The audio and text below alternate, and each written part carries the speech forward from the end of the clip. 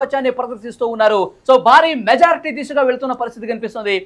తిరుపతి పిఠాపురానికి సంబంధించి మీరు ఎక్స్క్లూజివ్ గా ఇన్ఫర్మేషన్ గ్యాదర్ చేస్తున్నారు. ఈ క్షణం ఉన్నటువంటి రిపోర్ట్ ఏంటి? పిఠాపురంలో ఎన్నో రౌండ్ కొనసాగుతుంది. పిఠాపురంలో జనసేన అధ్యక్షుల లీడ్ నెంబర్ ఎంత? ఏంటి అక్కడ ఇన్ఫర్మేషన్?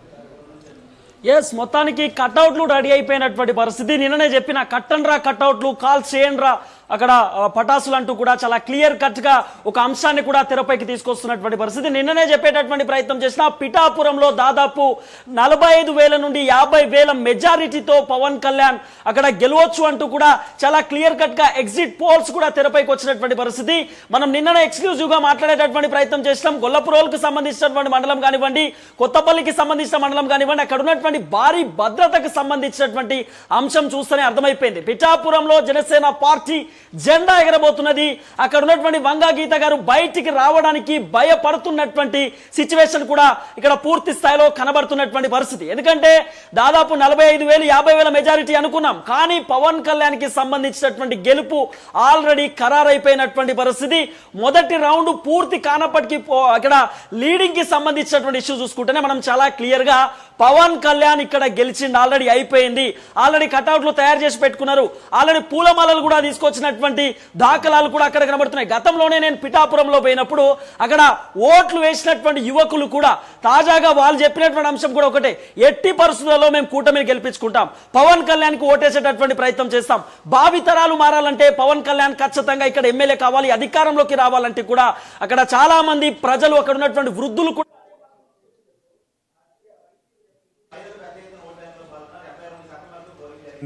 సో మహిళలు తమ వైపు ఉంటారు, వృద్ధులు తమ వైపు ఉంటారు అని చెప్పేసి వైసీపీ ఓదరగొట్టే ప్రచారం చేసింది. కానీ అది నిజం కాలేదు అని చెప్పుకోవచ్చా? రాష్ట్ర వ్యాప్తంగాను ప్రత్యేకించి పిఠాపురంలోను యువత, వృద్ధులు, మహిళలు, పురుషులు ఈ తేడా ఆ తేడా అని లేకుండా వారు వన్ సైడ్ అయిందని చెప్పుకోవచ్చా? వైసీపీ మీద పూర్తి స్థాయిలో వ్యతిరేకత వచ్చింది. ఆల్రెడీ ఇప్పుడు ఉన్నటువంటి లీడింగ్ చూస్తూనే మనకు అర్థమైపోతా ఉంది. ఎందుకంటే వైసీపీ మీద ఇంత వ్యతిరేకత రావడానికి కారణం కార్తీక్ అన్న, వలి అన్న పూర్తి స్థాయిలో మీకు తెలుసు. మద్యానికి సంబంధించినటువంటి అంశం ఒకటైతే, విద్యుత్ స్కామ్ కి సంబంధించిన అంశము, లేకపోతే భూములకు సంబంధించినటువంటి స్కాములు, పథకాల పేరిట వాళ్ళు దోచుకున్నటువంటి లక్షల కోట్ల రూపాయల డబ్బు విచ్చలవిడిగా మద్యం ఏరులై పారించారు. అక్కడ లిక్కర్ పాలసీని, గవర్నమెంట్ కి సంబంధించినటువంటి మద్యాన్ని తలదన్నే రేంజ్ లో అక్కడ ఉన్నటువంటి పూర్తి నేషనల్ బ్రాండ్ తీసేసి బూమ్ బూమ్ బీర్లని అవన్నీ ఇవన్నీ తీసుకొచ్చి మద్యం పేరిట అనేకమైనటువంటి భూకుంభకోణాలు అక్కడ సృష్టించినటువంటి నేపథ్యం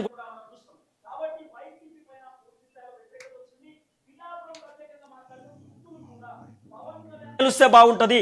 మేము ఇప్పుడు ఓటేసి ఒకవేళ వంగా గీతని గెలిపిస్తే మా పిల్లల భవిష్యత్తు, మా పిల్లల భావి తరాలు ఆగమైపోయేటటువంటి దశకు ఉంటుంది. కాబట్టి యువకుడిని ఓటేసి మేము గెలిపించాల్సినటువంటి అవసరం ఉంటుంది. కుత కుత అని చెప్తాడు కదా పవన్ కళ్యాణ్, కుత కుత రక్తం అనేటటువంటి మాటని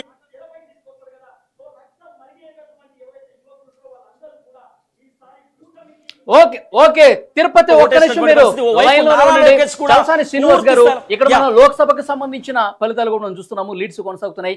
13 తెలుగుదేశం, 2 జనసేన, 5 భారతీయ జనతా పార్టీ. కేవలం 2 స్థానాల్లో మాత్రమే వైఎస్ఆర్ కాంగ్రెస్ పార్టీ లీడ్ ఉన్న పరిస్థితి కనిపిస్తుంది. అది ఇంకా 3 స్థానాలు, 22కి 20 స్థానాల్లో అవును కూటమి లీడ్ లో ఉంది. మిగతా 3 స్థానాలు కూడా తెలియదండి. అంటే దాదాపుగా స్పష్టమైన ఆధిక్యత, అంటే రివర్స్ అయినట్టుంది.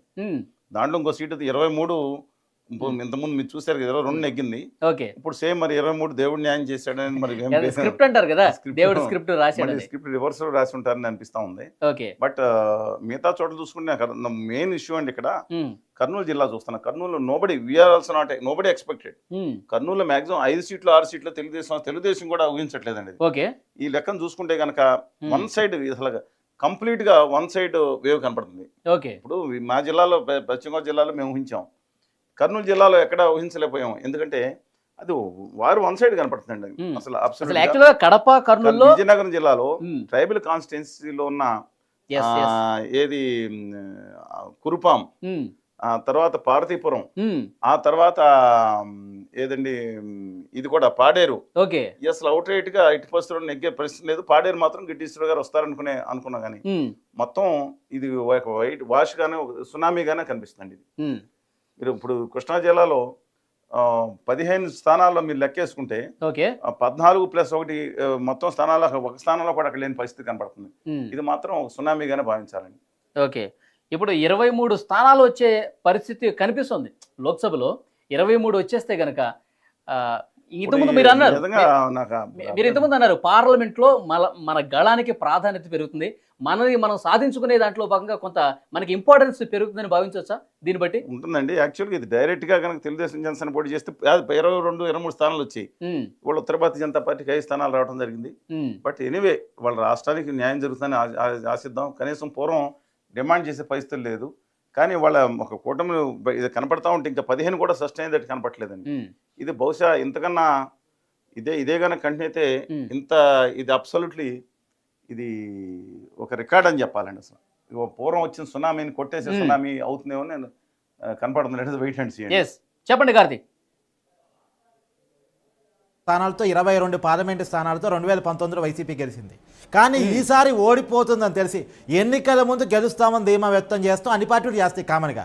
కానీ ఎన్నికల తర్వాత కూడా ఐపాక్ కార్యకర్తలతో జగన్మోహన్ రెడ్డి గారు మాట్లాడుతున్నట్టు మొత్తం పనిచేస్తాను ఇవ్వకుండా లేదు 151 పైగా స్థానాలకు పైగా 22 పార్లమెంటు స్థానాల పైగా గెలుస్తున్నట్టు చెప్తూ 1 నిమిషం వీడియో మాత్రం బయటికి రిలీజ్ చేసి అందులోనూ ఆయన లండన్ పోయిన తర్వాత 9వ తారీఖు ప్రమాణ స్వీకారం చేయబోతున్నట్టు, అది వైజాగ్లో చేయబోతున్నట్టు, 9:38 చేయబోతున్నట్టు, వైజాగ్లో హోటల్స్, బస్సులు, రైళ్లు అన్నీ బుక్ అయిపోయినట్టు. ఇక ఈ ప్రచారం వెనుక అసలు కారణాలు ఏంటి? రియల్ ఎస్టేట్ మాఫియా మరియు బెట్టింగ్